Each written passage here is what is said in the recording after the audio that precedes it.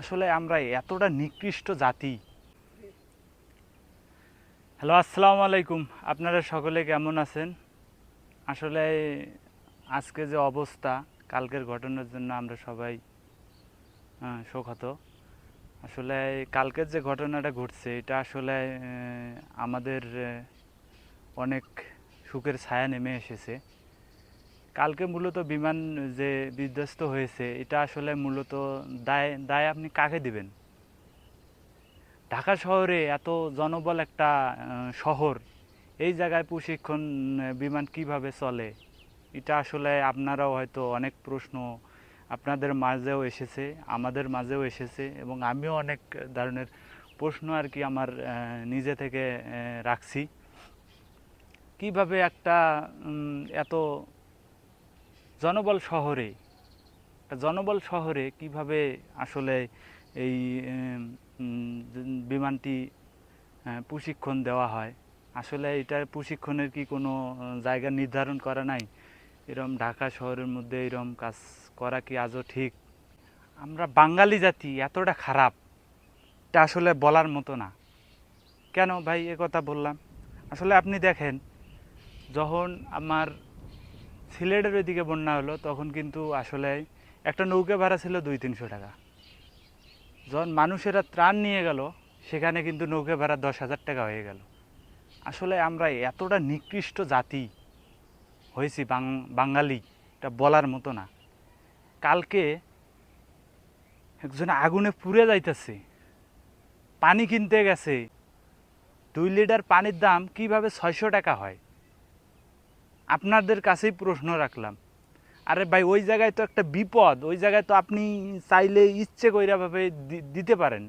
আপনি 600 টাকা কী জন্যে রাখবেন?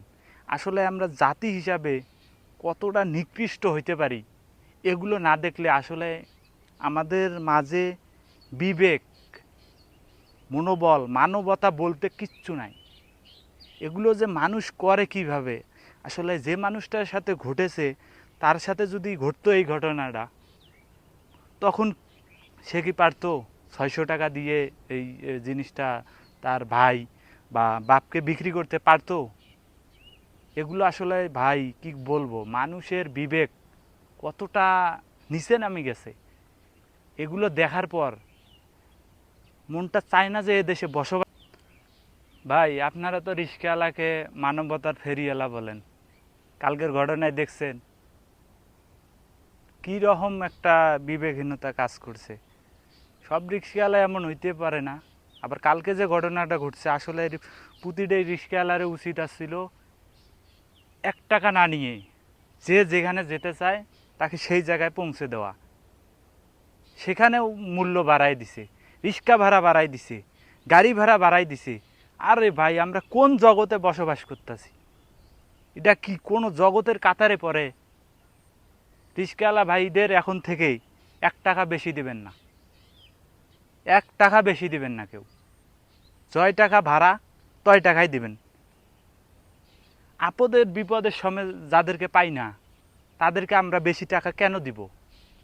ওই বিপদের সময় যদি পাশে দাঁড়াইতো অবশ্যই আমরা 5 টাকার জায়গায় 10 টাকা দিতাম। ওই সময় আমরা পাই নাই, তাদেরকে কেন আমরা বেশি টাকা দিব? 1 পয়সাও বেশি টাকা দিব না, 1 টাকাও বেশি দেব না। যা ভাড়া তাই দিব। এবং আমি একাই না, আপনারা সবাই এইরকম কাজ করে 1 টাকাও বেশি দেওয়া যাবে না। মানবতা আজকে কোথায় গিয়ে দাঁড়াইছে? এইরকম সিচুয়েশনের মধ্যে মানুষ কিভাবে ভাড়া বাড়ায় দেয়?